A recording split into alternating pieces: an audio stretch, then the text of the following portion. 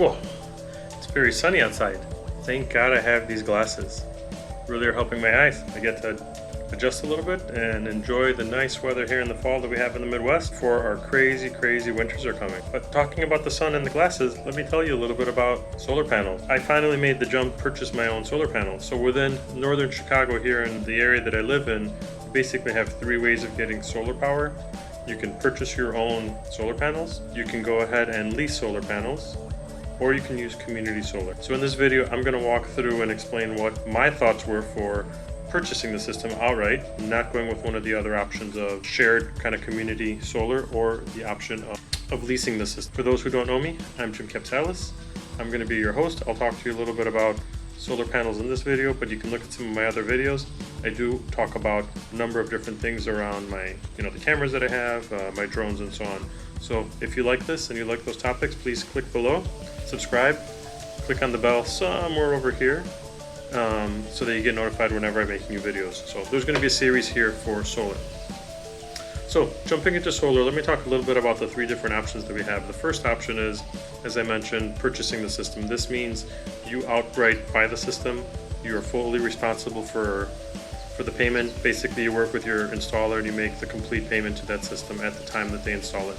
And then as part of the installation, or actually as part of enabling you and turning you on, that's when you make your final payment. The other option is leasing.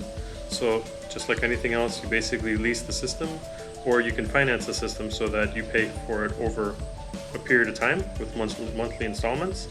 And lastly, it's community solar. The biggest difference with community solar, or for the first 2 options, is with community solar, you don't actually have any solar panels on your house. A condo building, community might be a better choice for you. For us, being that I have a home, my wife and I decided to go for purchasing a system and installing it at our location. So once you decide that you're going to install the system at your home and you're not going with a community option, then really the question comes around, do I lease or do I purchase it outright? My wife and I wanted to try to maximize the amount of savings we have from the system. We looked at what's available from the SRECs, renewable energy credits from the state of Illinois. We also looked at what's available from the federal government in terms of incentives today, and we decided to purchase the system. We'll talk a little bit later in another video about what the cost is of the system, the sizing of the system, how they do it, and how we made the decision of what to size the system as. But for right now, we're going solar. So we're in that journey. We already started it. We signed some contract with the local suppliers. Hopefully we'll have an installation sometime soon. And then as we kind of progress through this journey, I'll keep you guys informed and let you know how it goes.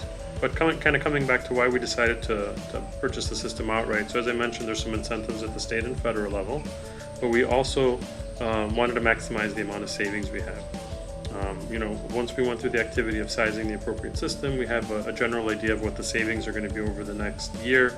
I'm assuming it's going to be about $1,500 in terms of savings based on our usage. We will get a credit back from the state of Illinois if the system is installed in 2020 before the end of the year, as well as we're going to get that credit on our income tax from the federal government. So given all of those incentives, the system actually came down to a price that was somewhat affordable. It's not cheap. I don't want to give the wrong impression. It is still an expensive thing, but it is an investment in your home. And if you plan on living where you are for a long period of time, right, that's an investment that you can put into your home for yourself. For us, over the lifetime of about 20 years, if the energy costs continue to go at the pace they're going today, it's going to be about $20,000 worth of savings, which basically pays for itself in terms of the system if we had to pay for it outright. So let me know if you are considering solar in your area. I can definitely make some recommendations if you're in the northern suburbs to work with the people we're working with.